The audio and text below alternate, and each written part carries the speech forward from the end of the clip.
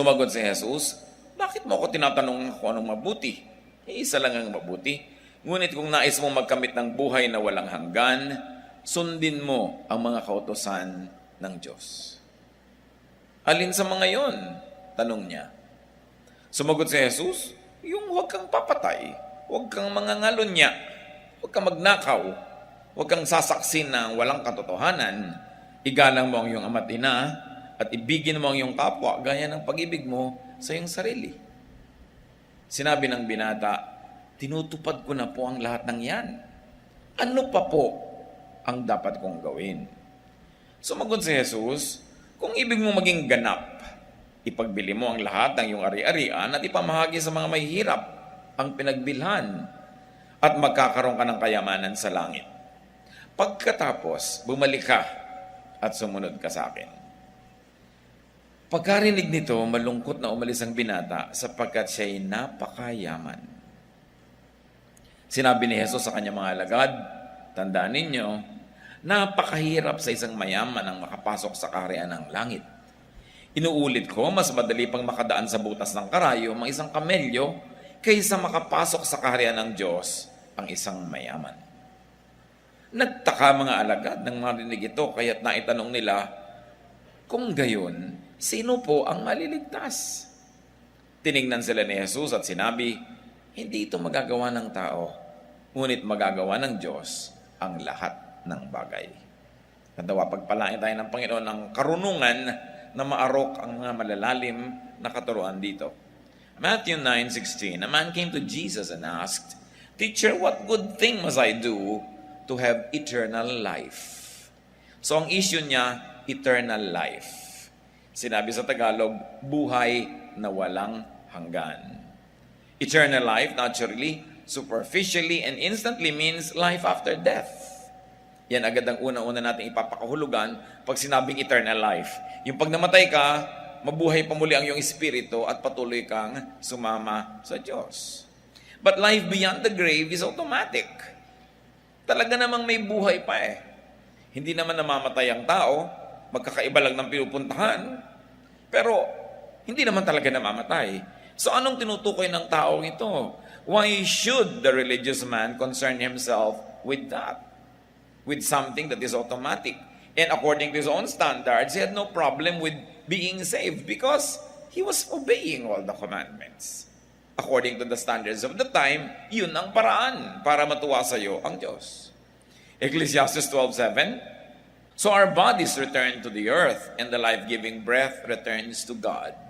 Our English verses are being taken from the contemporary English version. But let's see what the New International Version says on the same verse.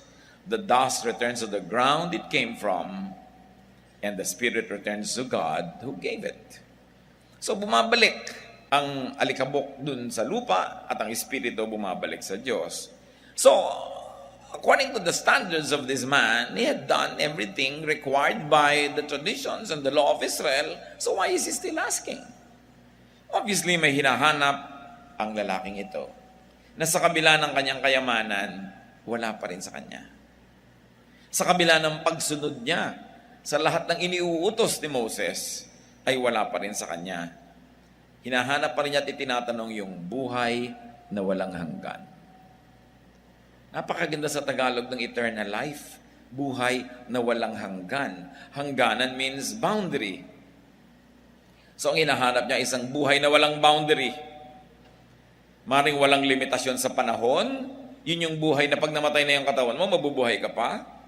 Walang limitasyon sa espasyo, nalalampasan ng espiritu mo, yung pagkakakulong niya sa katawan at sa lahat ng mga kahinaan ng katawang ito. Isang buhay na walang limitasyon sa magagawa. Kaya nga sinasabi, I can do all things through Christ who gives me strength. Because when you listen to your normal and natural limitation, there are many things you cannot do. In other words, the man was looking for a boundless life. Buhay na walang bakod, walang harang, walang tali, walang sagabal. A life that is timeless and spaceless and transcendent. Nalalampasan yung hindi kayang lampasan ng karaniwang tao. Naiisip ang hindi naiisip ng kung sino na lamang, nagagawa ang mga kabutihang hindi nagagawa ng mga karaniwang mamamayan. In other words, it is a life that is free to be godly. Nakakaramdam ba tayo ng ganong kalayaan that we are free to be godly? Yung gusto mong gumawa ng isang mabuting bagay at nagagawa mo naman talaga. Hindi yung pag may gusto kang gawin ang kalaban mong unang-una, sarili mo na rin. Kasi kung gusto kong gawin ito, pero pag ginawa ko naman to, paano naman ako? Kawawa naman ako, baka naman, etc., etc., etc. So hindi malaya yung tao na gumawa. May mga taong gusto maglingkod sa Diyos pero hindi malaya. Paano naman ako laging maglilingkod? Laging may meeting, may practice, may ganito. Marami pa akong gagawin sa buhay. Marami kong dapat asikasuhin. So gustong gumawa ng maganda pero hindi magawa. Nakakulong, nakatali, nakabilanggo. Anong hinahanap ng tao? Sinunod na niya yung mga utos. Hindi naman sinabi ni Jesus, binobola mo naman ako, hindi mo naman sinunod Hindi naman siya kinontra. Sinusunod daw niya. Tapos ang yaman-yaman niya, ano pang gusto niya? He was looking for eternal life. Could he be looking for life in the spirit and not only in the body? Yung nararamdaman niya na yung espiritu niya buhay, hindi lang meron siyang relihiyon, meron siyang pinaniniwalaan, meron siyang membership, meron siyang attendance sa church, kundi ramdam niya, buhay yung espiritu sa kanyang puso. At yung buhay na ipinapamuhay niya, isang buhay na bagamat narito sa katawan, ay isang buhay na lampas sa katawan. Nalalampasan yung desires, nalalampasan yung selfishness, nalalampasan ang mga takot. Maraming nararating. Galatians 5:16-17, if you are guided by the Spirit, you won't obey your selfish desires. The Spirit and your desires are enemies of each other. They are always fighting each other and keeping you from doing what you feel you should. So kung tayo may Biblia, may alam sa Biblia, naniniwala sa Biblia, sa salita ng Diyos, pero hindi mo magawa-gawa at yung kabaligtaran ng ginagawa mo, your life is not a life in the Spirit. It is a life in the flesh. Pero dahil may nakatanim na Espiritu sa iyo, nakatanim na salita ng Diyos, alam mo kung ano yung kulang. Alam mo kung ano yung mali, alam mo kung ano yung lihis. At maaaring itong hinahanap ng taong ito. Kaya sa kabila ng pagsunod niya sa lahat ng mga religious teachings, at sa kabila ng kayamanan niya dito sa lupa, sa katawan, may hinahanap. Could the man be being bothered by this conflict? That what he likes to do and what he does are two different things? And he's looking for this boundlessness, yung kawalang hanggan? Ang tinutukoy lang ba niya ay yung buhay pag namatay na ang katawan o yung buhay habang nandito sa katawan na ito, pero parang hindi mo nararamdaman naman na may buhay ka? Para ka lang nag-i-exist but you don't have a life. Kaya yung isinisigaw ng mga Pilipinong mabuhay, napakagandang greetings. Don't just live, get a life. Don't just be a Christian, be on fire with the Spirit.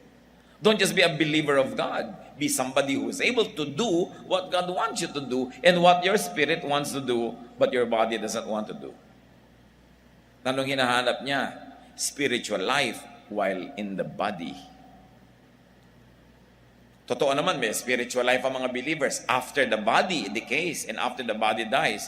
Pero paano yung spiritual life while here, now? Sabi ng Panginoong Jesus, I came that you might have life and have it to the full, to have it abundantly. Hindi lang in the next life, but here also. Romans 12:1, dear friends, God is good. So I beg you to offer your bodies to Him as a living sacrifice, pure and pleasing. That's the most sensible way to serve God. Ano daw ang pinakamaayos sa paraan ng paglilingkod? Na yung katawan mo, ibigay mo sa Diyos bilang buhay, hindi bilang patay na handog. Na pinaglilingkuran mo ang Diyos sa pagsasalita, sa pagkilos, sa paggawa, sa pag-iisip, habang buhay ka. By going through the motions of life, you serve God in every phase of everything you do as a living person. So yan ang pinakamatahimik, pinakamatalino at pinakatamang paglilingkod. Na si Kristo, na wala ngayong katawan dito sa lupa, makakilos sa pamamagitan ng katawan mo. Kaya ikaw ang katawan ni Kristo. Di ba yun ang church? Katawan ni Kristo. Ikaw ang templo ng Espiritu. Ibig sabihin, nakatira sa iyo yung Espiritu. So yung Espiritong invisible, dahil sa iyo, nagiging visible sa iba. Yung espiritu na inaudible because of you when you speak, para na rin nadidinig nila ang espiritu. Si Kristo ngayon na walang physical na kamay, dahil sa kamay mo, sa tinutulungan mo, ginagawa mo, nararamdaman ng iba yung pag-ibig, haplos, tulong, pag-akay ni Jesus. Because you are a living sacrifice. By being a living sacrifice, you forgo of your own life and you let the life of Christ be in you. Kaya sinasabi natin, Christ lives in me. Sa pamamagitan ko, buhay siya. Kitang-kita, nadidinig. 2 Corinthians 5:7, so always be cheerful. As long as we are in these bodies, we are away from the Lord. So habang pinapakita, habang mas katawan na katawan ka pa, less and less spiritual ang iyong essence. Sabi, habang nandito tayo sa katawan, malayo tayo kay Jesus. Kaya nga ang comfort natin, pag yung tao iniwan na yung katawan, bangkay na lang, nawala sa katawan, pero nasa Panginoon. Hindi naman yung andyan sa katawan, kasama natin, masaya, pero kahit nalulungkot tayo, pagka ang believer ay yumaon at sumakabilang buhay, absent in the body but present in the Lord. Kaya mixed feelings ang nararamdaman ng isang taong namamatayan, na yung namamatay alam niyang pupunta sa Panginoon, kasi alam niyang hindi naman natin kasama naman ang Panginoon. At yun ay napakalaking ginhawa at luwag ng dibdib. Pero, unawain natin ang kahulugan nun. The more physical you are, the less spiritual. Sabi, the more of the body, the less of the spirit. Ano kaya ang kailangan ng mayamang taong yon? Umalis pa siya sa bahay niya, susunod-sunod siya, may kailangan. Could it be transcendence of the physical and the material world? Kasi kung minsan ang mga kayamanan natin nagiging kulungan, yung bahay mo kuminsan dahil gusto mong bantayan, hindi ka tuloy makaalis. Kuminsan dahil ang kayamanan mo, ang iyong reputasyon, nakulong ka na rin dahil wala ka na magawang iba na baka makasira sa iyong reputasyon. Kuminsan ay ang ating image, which is cherished by many, can become your prison. Ang ibon daw, sabi, ibon man may layang lumipad. Pag kinulong mo, gustong makaalpas. Lalo naman ang espiritu ng tao. Paano ngayon pag ang espiritu ng tao ay nakakulong? Nakulong ka ng pride. Gusto mong sabihin sa anak mo o kung kanino man na mahal kita, I love you, hindi mo magawa kasi yung pride mo won't allow you. Gusto mo makipagkasundo sa taong kaaway mo, hindi mo magawa because your pride is your prison. Gusto mo halimbawang maglingkod, gumawa ng maraming bagay pero mahiyain ka, kinulong ka na ng iyong pagiging mahiyain. Marami tayong kulungan. Kinukulong tayo ng ating gender, kinukulong tayo ng ating social position, kinukulong ka ng job description mo. Ang daming kulungan. Ano kaya ang kulungan nitong mayaman na ito? Naghahanap pa siya ng tunay na walang hanggan na buhay kasi nakakaramdam siya ng maraming hangganan, maraming bakod, maraming pampaliit ng kanyang mundo. 1 Corinthians 15:50, my friends, I want you to know that our bodies of flesh and blood will decay. This means that they cannot share in God's kingdom, which lasts forever. So, sabi, ang katawan na yan, mabubulok. At dahil mabubulok, hindi yan pwedeng makihalubilo, makisama at makipag-isa sa Diyos habang panahon. So, hindi rin natin dapat sobrang ipagluksa. Ang katawan ay nabubulok. Doon talaga yung patungo. At hinding-hindi ka makakalapit ng lubos sa Panginoon habang nakasuot pa yung katawan na yan. Kaya pag tumatanda na yung tao, kuminsan siya nalulungkot, tumatanda na ako, lumalabo na yung mata ko, humihina ang aking tuhod, nagkakaroon ako ng mga sakit. Kasi kung hindi ka naman mangyayari yun, paano ka naman mamamatay? Diba? Paano ka makakalaya? Di nandiyan ka na lang. Hindi ka makakaalis dyan. Kaya kuminsan nga, pag sobrang lusog mo, tapos 110 ka na, nag-aalala ka na rin. Paano kaya ako mamamatay? Di ba? So, pagka nangyayari yon, pagkamat may temporary disadvantage, ipinagpapasalamat mo na sabi mo, ay, naku, gumagraduate na yung espiritu ko. Bibigay na yung katawan na to, malapit na. And finally, makakalaya na yung espiritu ko, makakabalik na ng buong buo sa Diyos. Inconvenient, painful, pero kailangan namang magkaroon ng excuse yung katawan mo para siya mamatay. para maibigay niya yung espiritu pabalik sa Diyos na nakakulong doon. And that is the greatest transcendence, when the spirit is finally free from its bodily entrapment. Nakalaya ng espiritu sa kulungang ito na physical. Pero habang yung espiritu natin nandito pa sa kulungang physical na ito, pwede siyang magkaroon ng mga advanced na mga kalayaan.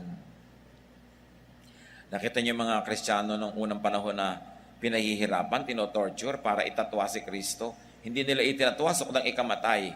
Na-transcend nila yung hinihingi ng katawan, ginhawa, kaligtasan, painlessness, natatranscend, nalalampasan. Yung mga missionary na kahit hindi naman mayaman sa sarili nilang bayan, maginhawa naman sila doon dahil bayan nila yon.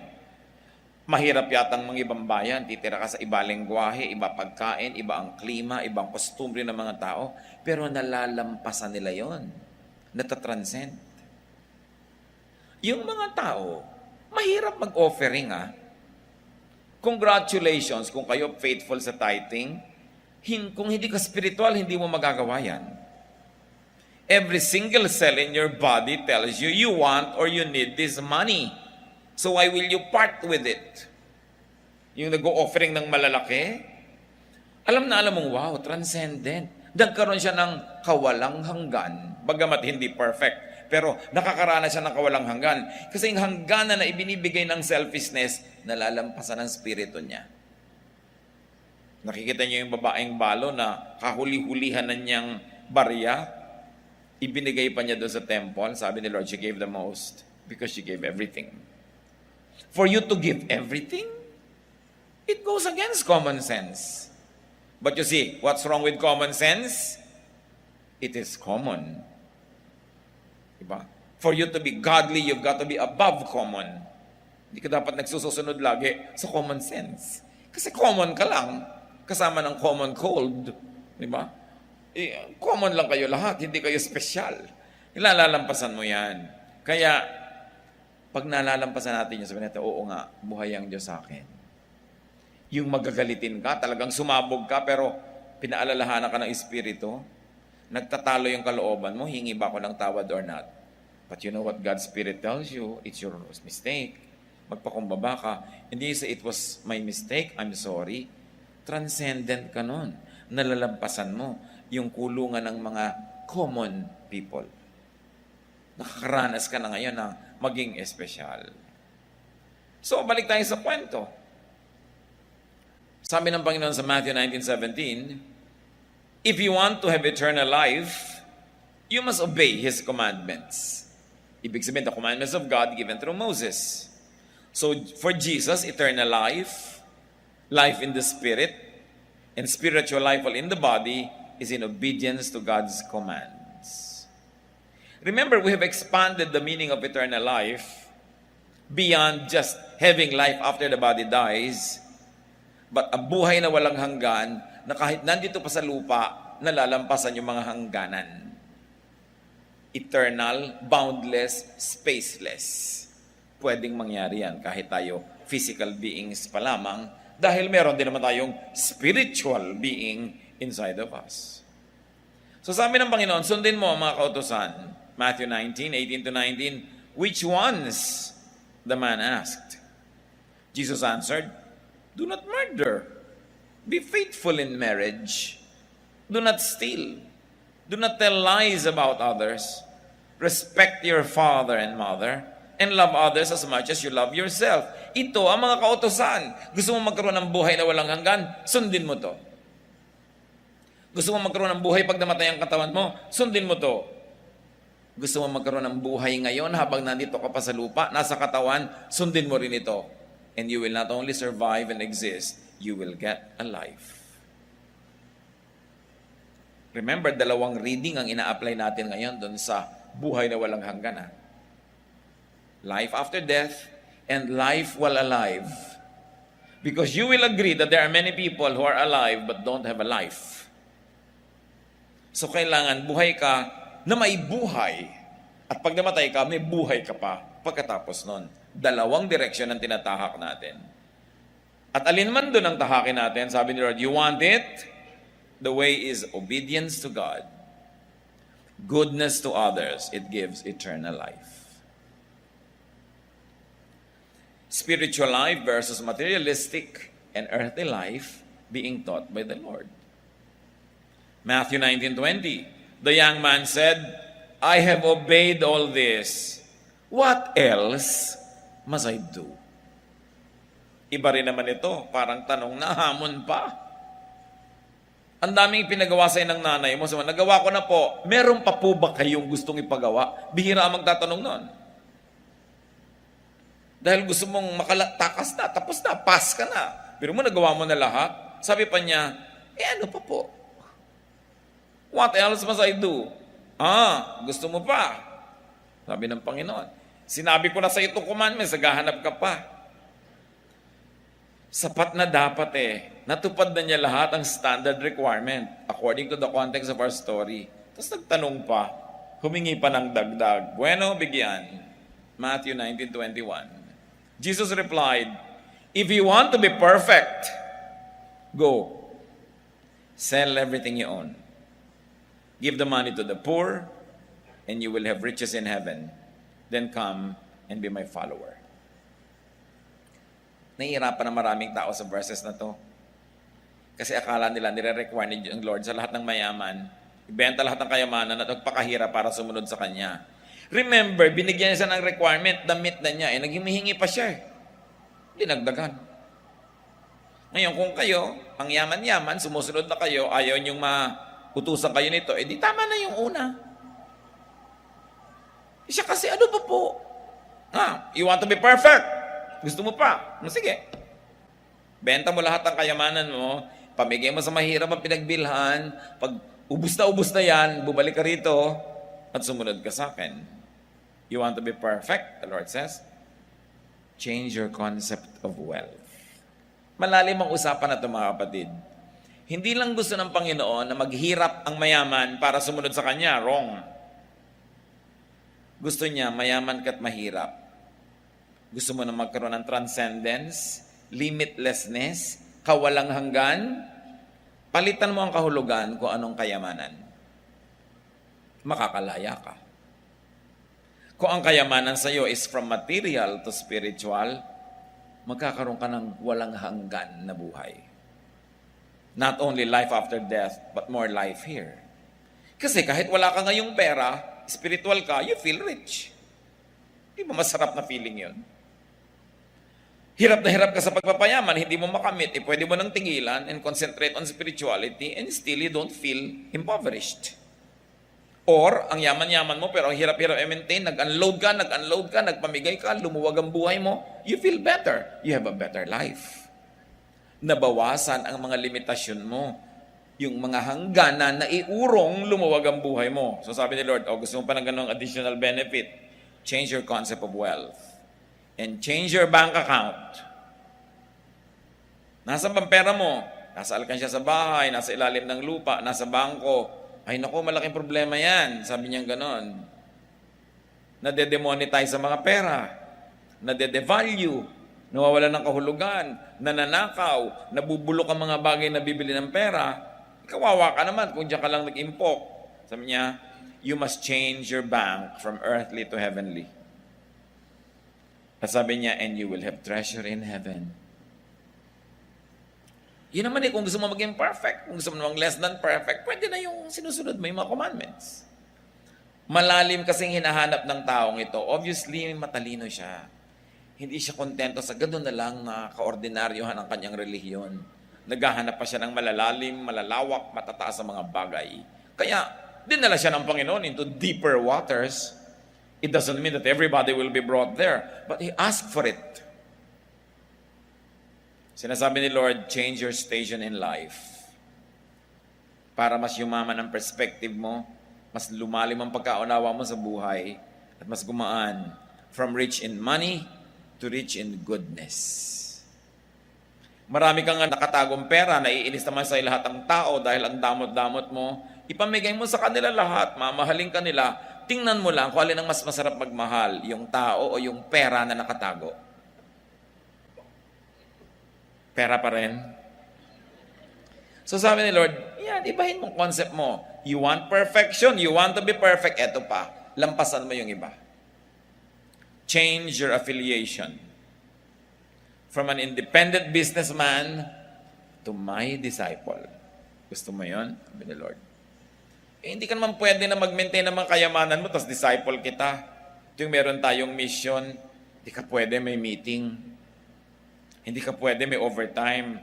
Hindi ka pwede may delivery. Hindi ka pwede may production. Kailangan bitawan mo lahat yan para ka maging disciple ko. Alam nyo, sa biglang tingin, lalo kung ngayon mismo kayo tinatawag na disciple, bibitawan mo lahat, susunod ka, parang ang hirap gawin. Pero pag pinalayo mo yung paningin, tulad yan, binabalikan natin yung kwento, mahigit 2,000 taon na lumipas, dumadali ang desisyon. I won't ask for a show of hands, pero sino sa inyo magsasabing, mali naman ang desisyon ng lalaki, pinili yung kayamanan niya kaysa maging disciple. Ask na nga ako, sino nagsasabing mali yung desisyon na yun? Wala. Sino sa inyo ang magsasabing mali yung desisyon, dapat nag-disciple na lang siya? Who really thinks so? Huh? Bakit parang nahihiya kayong itaas? Okay? Alam natin. Alam niyo kung ba't madali nang isipin yan? Kasi malayo na yung panahon eh. Pag malapit kasi nakakalito. If this man did not go back to Christ and held on tenaciously to his money, he would have died. Maybe 10, 15, 20, 30, 50, 60, 70 years later. But nevertheless, he would have died. Right? At kung siya napunta sa impyerno, mga kapatid, 2,000 taon na siya doon. Mananatili pa siya doon in the next 2,000 years, in the next 2 million years, in the next 2 trillion years, forever. Kaya sabi niyo ngayon, madaling makita ko anong mahalaga pag inilayo mong pananaw. What is not important 10,000 years from now is not important. What is important is that which lasts forever. And that is the kingdom of God, the reign of God in your heart, the Spirit of God living in you. Treasures in eternity, not treasures on earth. Pero pag lumapit ka, yung ngayon mismo, mahirap bitawan yan. Kaya tinuturo sa atin yung kasaysayan. Yung perspective of time gives you a lot more intelligence to make a good choice. That's why you learn from history. You learn from what happened in the past. The Lord did not initially require this selling of goods and giving to the poor, but the man asked for more. Those who seek for more will definitely get more from the Lord. But to whom much is given, much is required. Yung ibinibigay ng Panginoon sa kanya, discipleship, is there anything nicer or greater than that? Pero malaki din yung kapalit. Bitawan mo lahat yung hawak mo. Remember, it's not being asked of everybody, but he asked for it. Sila Peter, sabi ni Lord, come and follow me.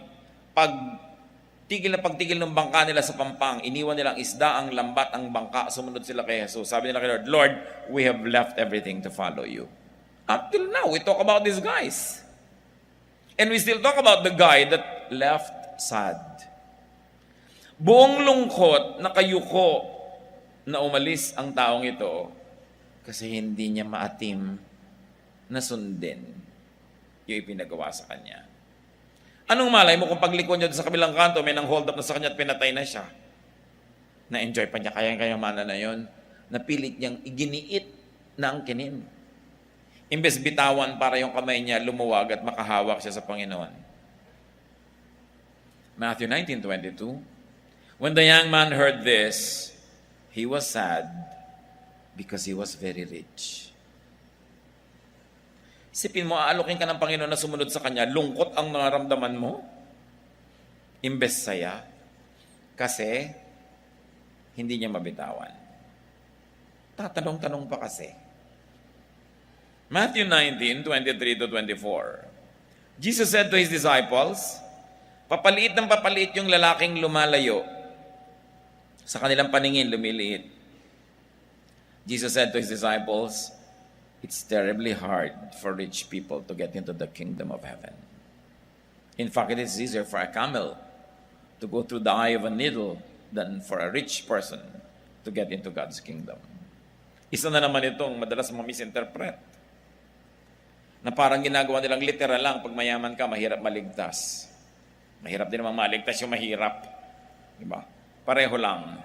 But what Jesus was trying to say is that it's terribly hard for rich, or for proud, or selfish, or anxious, or materialistic, or idolatrous people to get into the kingdom of heaven. Bakit naging idolatry ang topic? Diyos na ng tao yung pera niya. Mahirap bang isipin? Ito ang anak ng Diyos, kilala naman niya, kaya siya lumapit. Tinatawag ka, sumama ka sa akin, itong gawin mo, tinanggihan niya, kasi may iba siyang Diyos. Kaya sinasabi sa Bible, you cannot serve God and money. It doesn't mean that if you are serving God or you love God, you will not have money anymore. But you should know, pag kailangan kang pumili, alam mo dapat ang pinipili mo, hindi ka nalilito. Magsisilbi ka, meron kang ministry, mahalaga yung ministry mo, tapos may racket ka, malaki yung kita mo. Dapat ka bang malito? Go back to this man. Sabi niya, give it up and follow me. Ano bang mahalaga sa'yo? Madali kasing sabihan na yung taong ito mali. Kasi hinilalayo natin sa sarili natin. At pag iba yung tao, madaling i-condemn. Pag ikaw na, i-condemn mo pa ba yun? Na ang pinili mo, yung gusto mo, hindi siya. May inuutos sa yung alam mong tamang gawin, pinipili mo gawin yung mali, kasi yun ang masarap, yun ang gusto mo. Alam mo na, katulad ka ng taong ito, katulad ako ng taong yan, pag ganyan ang ginagawa kong desisyon. Kaya natin siya pinag-aaralan, kasi tayo siya. Kung hindi naman tayo siya, anong pakialam natin, ba't natin pag-aaralan? Marami tayong mga bagay na ayaw natin ibigay kay Lord kahit tinihingi niya. Mas mamatamisin natin na malungkot, mag-grieve. Iba, nag-grieve po ako, pastor, dahil hindi po ako nakakapag-serve. Di mag-serve ka, ang arte-arte mo, nag-grieve ka dyan, tapos hindi ka mag-serve. Kaya mo lang sinasabi sa akin yan, para sabihin kung okay lang sis, huwag ka mag-grieve. Mag-grieve ka talaga. Alam mo pala eh. Diba? Yung iba, nagkako lang para i-comfort mo. Alam mo naman kung anong dapat. If it's not important 2,000 years from now, it's not important. Because at the end of this life, only what is done for God will last. Yung ginagawa mo lang para sa kaharian ng Diyos ang mananatili kapag ang lahat ng ito'y tapos na. Kasi yung kaharian lang naman ng Diyos ang mananatiling nakatayo. So yung ininvest mo doon, inilagay mo doon, yung quality ng work mo doon, forever. Yung kung ano-ano dyan, yung mga award nga sino sa inyo napakarami mga award trophy, hindi po na iuwi sa bahay, nagsisimula ng mga team.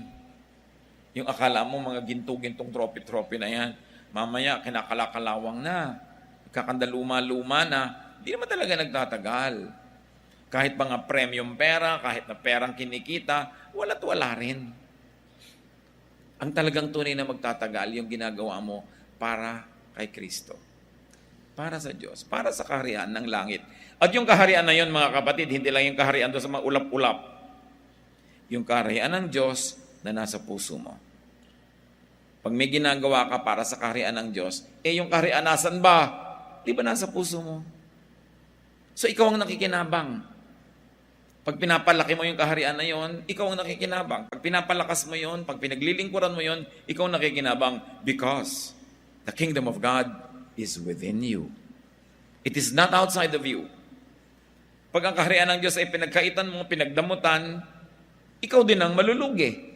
Because the kingdom is in you. Paano mo pwedeng tikisin yun na hindi ikaw ang nalulugi? Kaya dapat lang malinaw na pag-iisip, huwag tayong nadaraya. Money, the search for it, fame, romance, anything can be an idol.